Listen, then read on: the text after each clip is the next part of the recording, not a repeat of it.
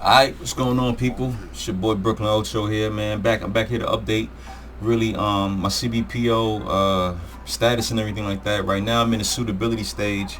I put that up there in the corner.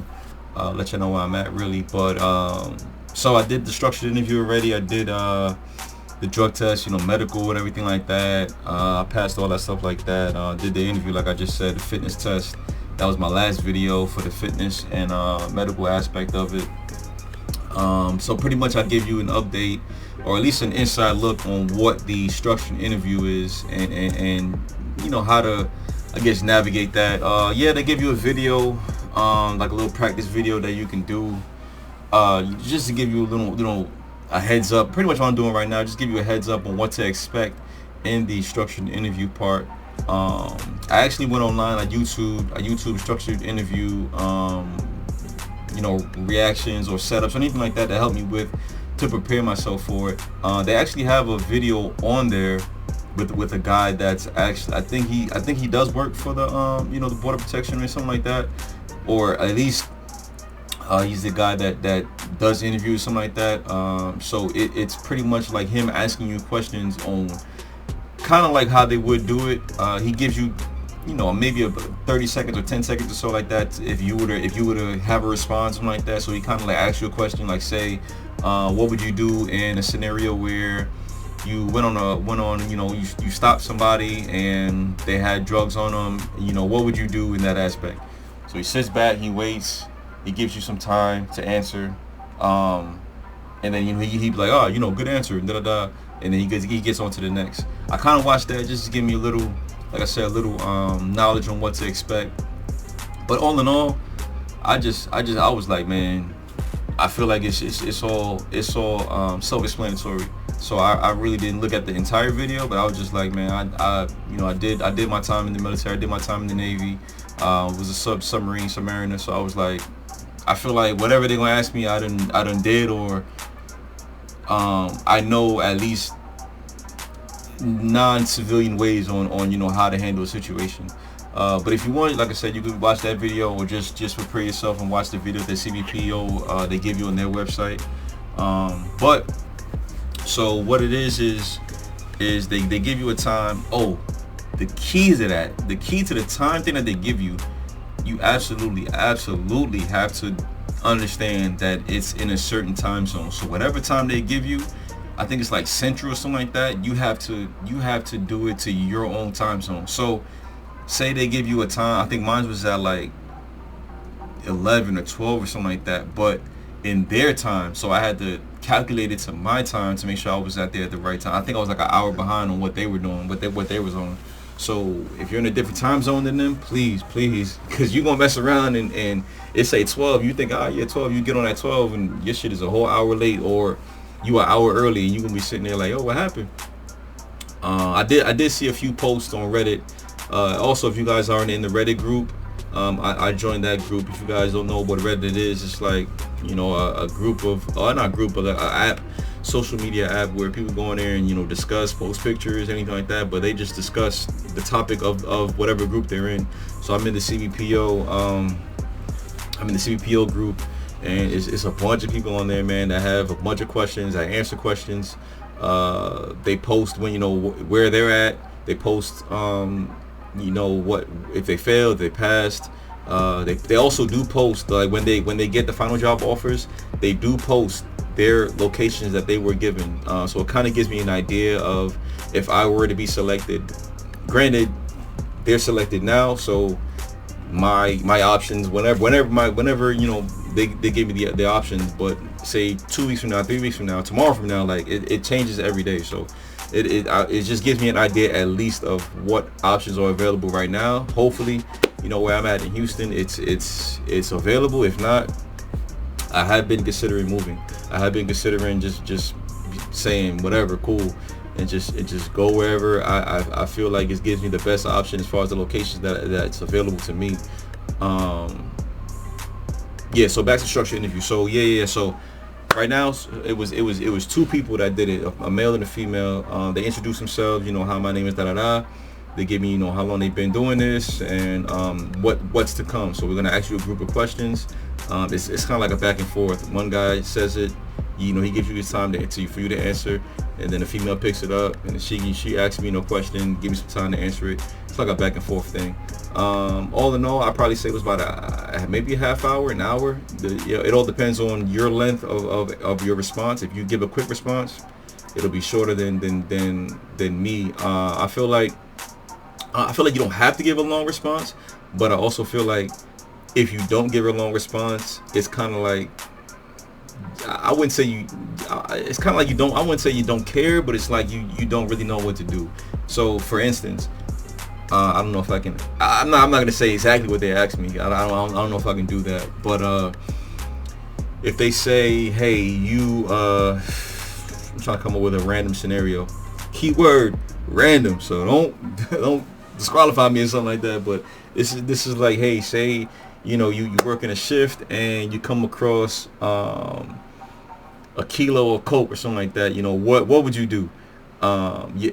Say you're working by yourself, you're working with your teammate.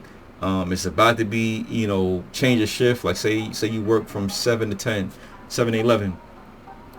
You found it at 10:55. Like you got 5 minutes left. Like what would you do in that situation? Would you stay and process it, even though it's going to take maybe another hour? Would you stay and process it, or would you just be like, whatever, I'll pass it over to the next shift and see what they do?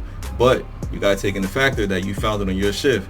So if you mess around and you be like, I'll wait the 5 and give it to somebody else, and they don't tag it in correctly, like they don't log it in correctly, it could fall on you. You know what I mean? So I just answered this to the best of my ability, but also I gave I kind of exaggerated, maybe not exaggerate, but I did give long answers to some of the questions that they gave me, and they would ask me, okay, so being that you did this, why did you do that? Why did you do this? So also you got to take into effect of, maybe you're saying something, maybe you don't have to say certain things, the way I said it, or if you want to say something correct, a short answer, nothing wrong with it. I mean, but if you go into longer detailed explanation, they might pick up on certain words that you're saying and ask you why would you do that, or why did you make that decision? You know what I mean? So that's definitely something that I'll probably practice. I would say I necessarily didn't practice, but I also felt that I failed the structured interview. I say I failed, or I say I thought I failed. Actually, I passed it, but I say I thought I failed because just the things that they asked me, even though I was in military, yes, but I don't have military. And what I did, as far as, yes, I was weapons, I was submarine, I kind of had a little bit of it's not law enforcement, but I did have weapon training. I did have training on what to do if you came across certain situations, how to stop hostile people, and from hostile situations, how to stop, or how to check people, how to frisk people, all like that, how to de-escalate certain situations. I've had training in that, but law enforcement is a different type of different code, different type of train of thought. So if you're not necessarily in a mindset of how I would handle something in law enforcement, that's where I would probably practice on. It's not just a kind of how I would handle it personally as a civilian. They're looking at how you would handle certain things. If you're calm, if you're cool, if you're collective, if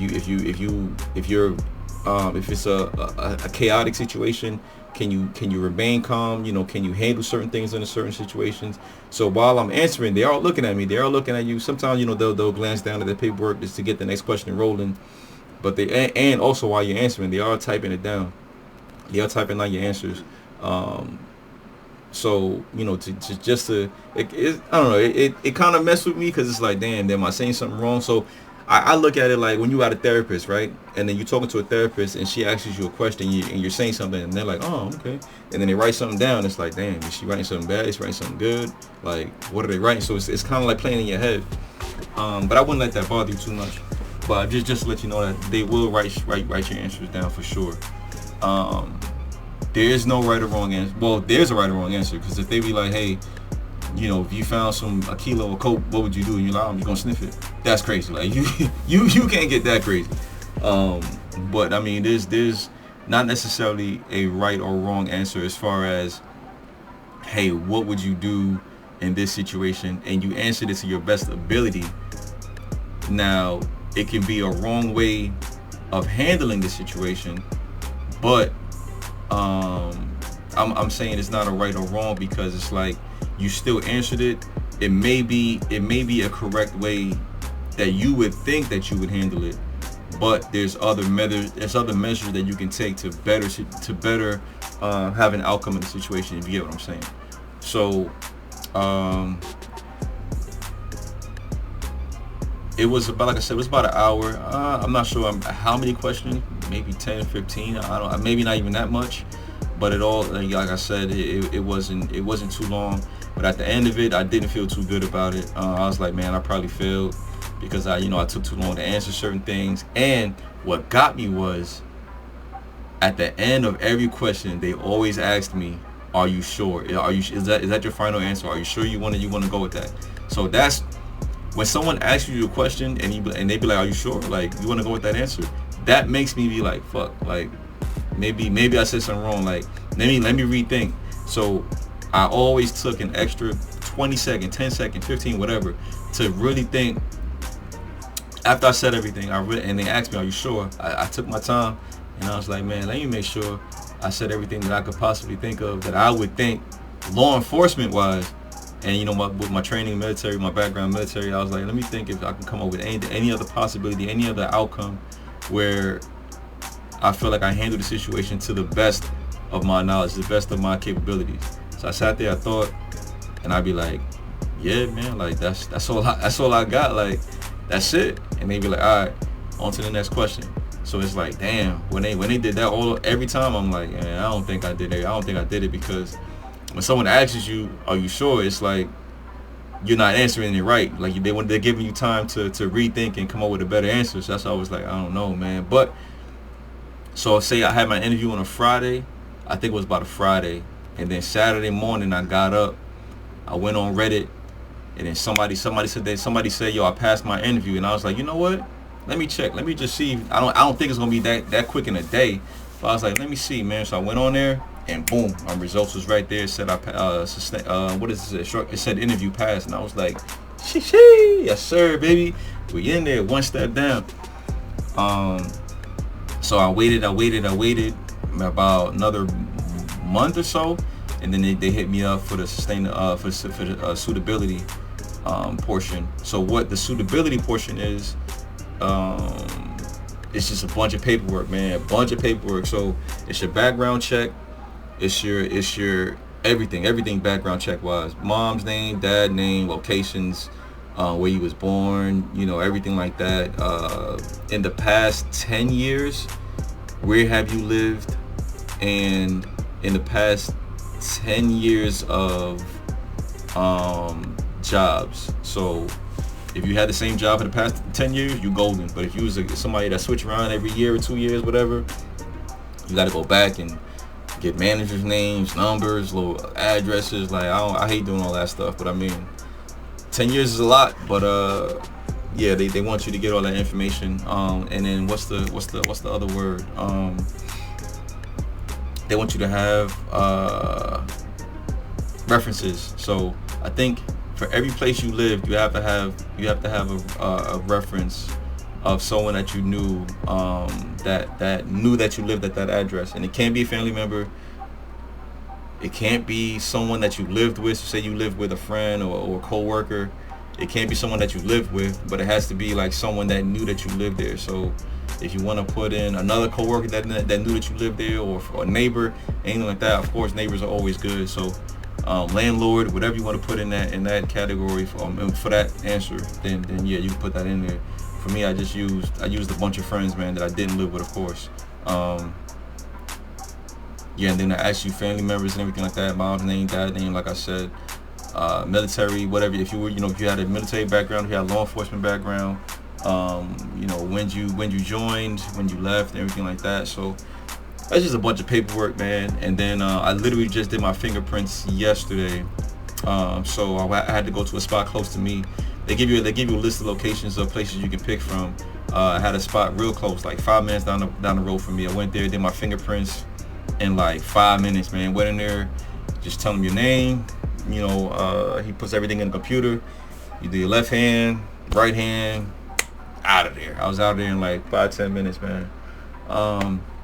So right now, I did get an interview. I mean, I did get another email from them. I think I didn't put I messed up on something on my background. I think it was like I didn't put the county on where I was born in, so I gotta fix that. And then I messed up on maybe like another reference or something like that. I can't remember what it was. So I gotta go fix those two things, and then give that paperwork in. They give you about a week to do the paperwork. So say if I got mine on the 22nd, and I had to have mine in by like maybe it wasn't a week, maybe it was like a couple days. I can't remember how long it was. I'm thinking it's a week, man, because I'm thinking it's a week. You're right, it is a week. I got mine on the 15th. I got my email on the 15th, and it said I had to have the paperwork done by the 22nd. And then on the 23rd, they gave me another email saying I had those things that messed up, and I had to finish it by the 29th or by the 30th, something like that. So, don't take too long with those at all, man. Because if you miss that date, it's over. Your application is getting denied, and you gotta start this whole process over again. I'm telling you, y'all don't want to do this again, man. Like I honestly, when I first signed up for this, I honestly thought it was gonna be like a regular job. Like you put the application in, they look at it, cool. I want to get you for an interview. Hey, when can you start? Next 2 weeks. I got you. You in there, baby. Nah, I did this. I've been doing this since February, man. So it's definitely. I'm hoping it's not gonna be a year. I've been looking at people's dates on when they started, man. A guy just looked at it today on Reddit. He got his final job offer today, and I was looking to see when he started. And it was literally a year. He started in September of last year, and he got his final job offer September of this year. Of August, sorry. And I was like, July. I'm tripping on the dates. But he got his July of this year, and I was like, sheesh, that is a long time to be waiting, bro. But that seems to be the length, man. Every time I've been looking at people's dates, it's usually like 8 months to the longest I've seen was about 2 years. 2 years is crazy. Like I don't know if I could wait that long, man. But I'm hoping I can get done this year, if not early next year. But I'm definitely looking forward to these locations.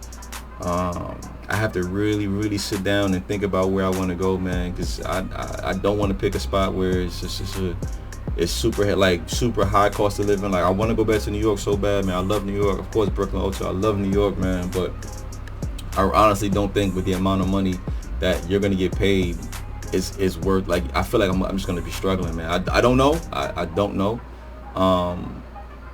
And that's another thing I've been considering too. Just the fact of I know I'm making more than what I would make. So right now I'm making more money than what I would make if I went with CBP. So I am taking a pay cut. How much of a pay cut? Maybe like 20-30,000. I'm not sure. And that's a lot of money, man. That's a lot of money. Granted, you can make it all. You can make some of it up. You ain't gonna make all of it up, but you can make some of it up. In overtime and stuff like that.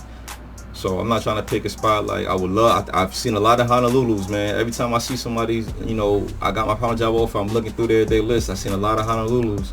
I would love to go to Hawaii, man. But sheesh, the cost of living out there is retarded. So I can't even imagine what the pay. Granted, if you got like a 259, or if you a GS9 or something like that, GS10, yeah, that money might be lovely out there, but I can't do it, man. I'm not trying to be struggling. Wherever I go, I'm not trying to be struggling, man. So I don't know if I could do it. But if I could stay here in Houston, I probably most likely would take that offer. And that's another thing. So for the people that are getting their final job offers, and they don't see a city or state that they want on there, they have contacted their caseworker, and they have it's not 100%. It's not 100%, but I have seen some people come back saying they got the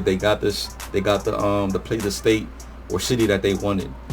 Like again, it's not 100%, but I have seen people go. They give them a list. Say I think it's like 2 pages, 3 pages, and you select I don't want these, I don't want these, I don't want these, and then they be like, they contact their caseworker and be like, hey, you know, if you got to be truthful. You gotta, hey, I got a situation. I can't uproot my family, or you know, my mom's here, she's sick, and I have to stay and protect her or watch her, or whatever, take care of her. Whatever the case may be, I just don't want to move. I want to stay here and I want to be close to family. Let them know what the deal is and see what they can work out. Maybe they find a spot. I don't know what connections they got, but maybe they know an insider where they can get you to stay wherever you want to go. You know what I mean? Or put you in your home state or a state that you want to go to. For me, if I don't get anything, I might ask them, hey, can I stay here in Houston? If they say no, then it's up to me to be like, all right, well, I don't win anything, or to pick, you know, a spot on the list. And then eventually, and it's not forever. You know what I mean? So say I go to Milwaukee, something like that. Hell no, I don't want to go to Milwaukee. But if that's what I pick, that's what I pick. But granted, at the same time, if I'm there for a year, 2 years, whatever, and Houston opens up, or another spot, New York, whatever opens up that I want to go to, I'm gonna put in for it, and then I'll go there. So it ain't, wherever you end up at, just know it ain't gonna be forever. Unless you end up liking a spot and you want to stay there forever, but just know it ain't gonna be forever. But yeah, that's all I got for y'all, man. And then after I'm assuming the next step would be the lie detector test. And I'm not gonna lie, I'm kind of scared of that, because I've been seeing online a lot of people have been failing that, and it's not really an accurate way to test somebody, or to even see if they're telling the truth, just based off the fact of your nerves. Like, you got somebody in there, they're grilling you, and they may not be grilling you as far as like how it would be, you know, you watch the first 48 where they're interrogating you and like, give me the answer, like they ain't pressing you like Batman and Joker and shit. But it's a nervous situation. You're trying to pass something that you really want to do, but you got somebody asking you these questions and trying to get the right answer out of you. Granted, if you ain't got nothing to lie, it should be easy for you, but at the same time, it's still a nervous situation. You're just in the room, and then I'm assuming in the chair or something like that, people got this device strapped on you, they ask you these questions, and you're thinking, and you're like, oh, I don't want to lie, but I want to tell the truth. And sometimes it may just be like you're telling the truth, but you may just be scared of the situation. You may be nervous in the situation, so you're kind of answering in a nervous way, or you're sweating, or you're shaking, and that stuff picks up on a test like that. So it could come across like the person may be lying, even though you're not, but it'll come across that you're lying, and based off of that, you could fail. You know what I mean? So I don't think it's a good method to try and interview somebody or see if they're telling the truth or anything like that. But I mean, that's the case, man. That's the case. I mean, you can't fight the system, man. I have heard they're trying to get away with that. So I don't know. By the time I go through it, will it not be a thing? I don't know. Or even the time when you go through it, will it not be a thing? I don't know. I don't know when you're seeing this video. This video could be seen 2 years from now, and that completely is out the way. I don't know. As of right now, July 2025, it's still there. Other than that, people, that's really all I got, man. Shout out to OC. I know he been wanting me to. He updated me actually on his what is it, OC 2470, and then Artemis Zeus 1. I think I hope I ain't messed that up. But I know y'all been asking me to keep y'all updated on what's going on. And actually, OC, he just passed his fitness, so I'm happy to hear that, man. I'm happy to hear people passing these joints, man. The fitness, like I said, the fitness can be hard for certain people, man. I think he said he not to embarrass you or anything like that, man, put it out there, but I think he said he messed up on his step test, so you have to go back and finish that. But yeah, but I feel like he did mess up because you worked out prior to the step test. If that's what you told me, then that's a wild thing to do. I wish you would have told me beforehand or something like that, or ask somebody, man, because that's a wild thing to do, because your heart rate is already up prior to it, and I don't know how quickly after working out you did the step test, but I couldn't even. I don't even know if I ate. I don't even think I ate before doing the step test, man. I think I just went straight there, an empty stomach.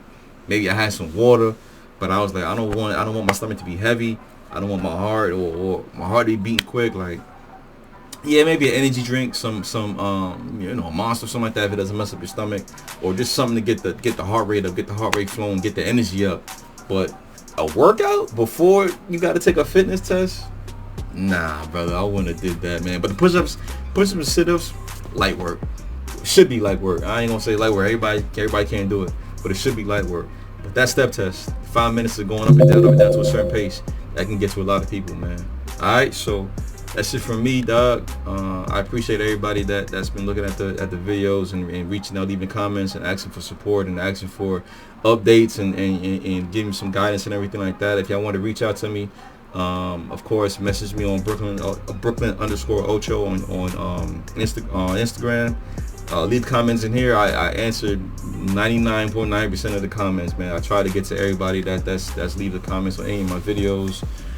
But that's all I got for y'all, alright? So, like I said, keep me updated on y'all's journey on what's going on. I don't care when y'all see this video, 5 years from now, 8 years from now, 15 years from now, if this is still a YouTube, I would like to see the progress and the updates on where you guys are at. Alright? Stay tuned, man. Appreciate y'all. I'm out. Peace.